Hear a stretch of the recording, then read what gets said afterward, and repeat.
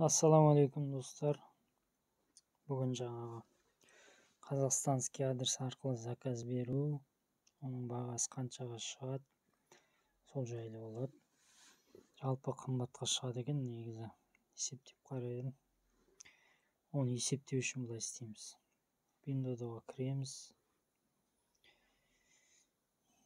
Бір товар таңдаймыз. Мына жерде менде қазақстанский адрес тұр. Мына жерде достап қанша шығатыны тұр. Так, міне 100 граммға 21 юань деп тұр. Көрдіңіз ба? Соған басамыз. Бұл жерде міне қалай есептелетіні жазылған. Осыны скриншот етіп өзіңіз де қарасаңыз болады. Қараңыз. 100 граммың 21 юаньда мына жерде. Сосын одан әрі қосылған әр 100 граммға 5 юань қосылады. Түсіндік қой да? Ең бірінші 100 граммға 21 юань, әр қосылған 100 граммға 5 юань қосылады. Мысалы, 100 грамм зат алдым менде. Мысалы, 100 граммың 21 юань, 100 грамм 21 юань көбейту 68-ден ба, 1428 ба. Енді мен 200 грамм зат алсам, оған 5 юань қосылады. 21 плюс 5. Көбейтеміз 68. 1700 болады екен 200 грамм. Сөйтіп, әр қосылған 100 граммға 5 юань қосыла береді да. Түсіндіңдер ме?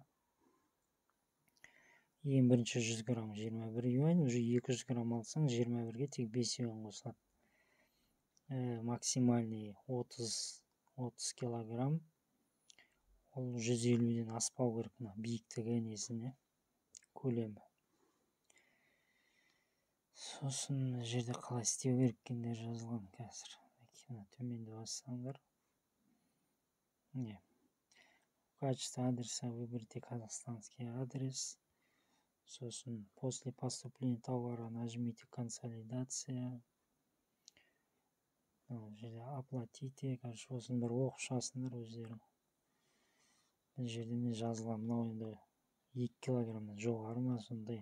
Бұлар түсінбедім негізі. Өздерің переводтап оқып шықсаңдар болады. Жалпы қымбатқа шығады екен. Бізде карголар енді 4,5-дан басталып 5,5-ға дейін ғой, даже 6-ға дейін бар. Мынау қымбат екен ғой, короче. Мысалы 1 килограмм зат алатын болсақ, қанша болды 1 килограмм затын? 21, 100-ден қосылғанда 5 көбейту 9, 45 плюс 21 болады. 66 көбейту 68, 4400 шығады екен 1 килограмм затында. Ол қымбат.